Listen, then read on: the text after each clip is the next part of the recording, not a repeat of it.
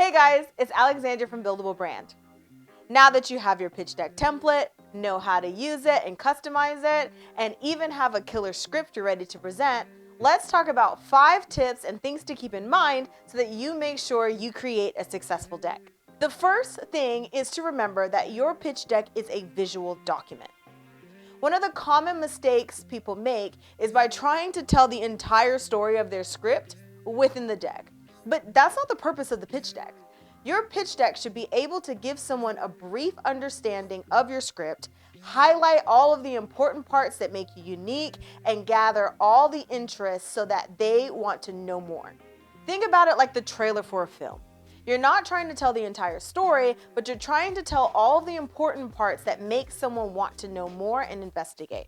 You want to make sure that your text throughout the document is short, sweet, and to the point. Don't ramble on too much. Think strategically about the details that you show and the stuff that you kind of hold in your back pocket, because you want someone to be able to skim it and get the gist. Now, on to the second point, storytelling. While you're not trying to tell the entire story of the script within the deck, you are still trying to tell a story. Remember that you want to capture someone's attention, especially in the early parts of the deck where you're talking about the story, the synopsis, the characters, the landscape, and really trying to build an idea of the atmosphere, the conflict, and the adventure that your characters are going to go on.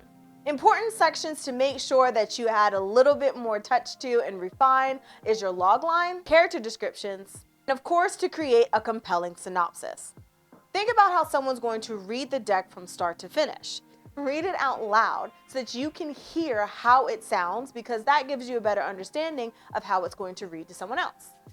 And remember, you're not trying to tell the entire script within your deck. So if you find that things like your story page is going into 2-3 slides, then you might need to cut it down a bit. Cut the fluff, keep it to the good stuff, and make your audience beg to want more. Now for the important part. Your imagery.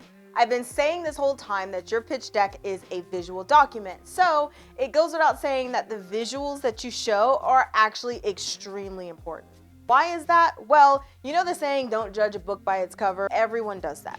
We all judge things based off of how it looks visually. And since your pitch deck is the first thing that someone is going to see to know if they want to know more and dive into the script, you want to make sure that it visually looks as compelling, professional, and buttoned up as possible. So how do you do that? Well, the number one mistake I see people make in this aspect is using bad quality images. They're blurry, they're low resolution, they look like they came from the 80s. Don't do it. Do yourself a favor and make sure that you pick imagery that's high quality, beautifully shot, matches your theme and the vibe that you're going for the overall film, and of course, large enough to fill the screen and look beautiful. The way that I got to a deck that looks like this is I use very high quality imagery. So that's exactly what you want to do. When you go on Google, if that's where you go to pull things from, make sure you're pulling things at a high enough resolution. And a big designer tip is gather your assets where designers gather theirs. There are a lot of great royalty-free stock sites that you can use that have beautifully, professionally shot images with a lot of different styles and aesthetics that you can use to put together and tell your story. These are the top places that I like to go to and where I got the pictures for the template decks. And on the topic of imagery, think about how you also use your comps. Make sure you have a balance between comps and other stock quality images so that you can also portray your film's idea as unique. If you rely too heavily on comps, then it begins to give this idea that your idea may not be as unique as you think it is. So find ways to bring in your unique style and theme within the images that you choose to show.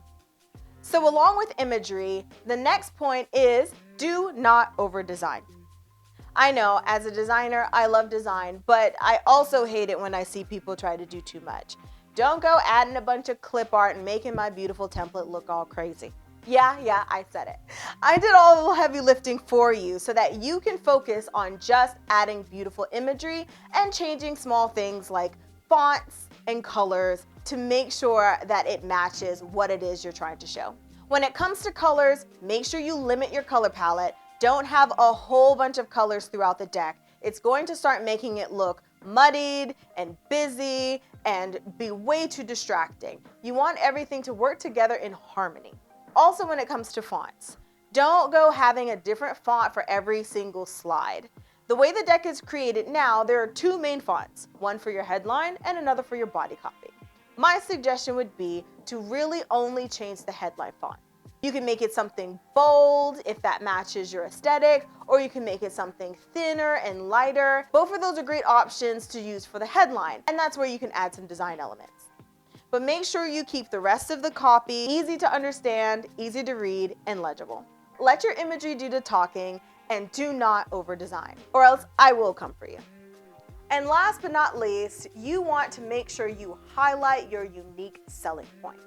Now, this is going to be different for each project, but you want to be able to identify what makes your project unique. Do you have a unique director's vision or cinematography style that you want to show? Do you have a unique audience with relative research that'll really help position this film as something new and unique? Or maybe you even have a special team with special expertise. Whatever that is for you, whether it's the characters, your team, your budget, or your timeline, find out whatever it is going to be your highlighted, unique position, and make sure you allow that to shine. And that's all I got. If you keep these tips in mind, you'll be able to create a successful pitch deck.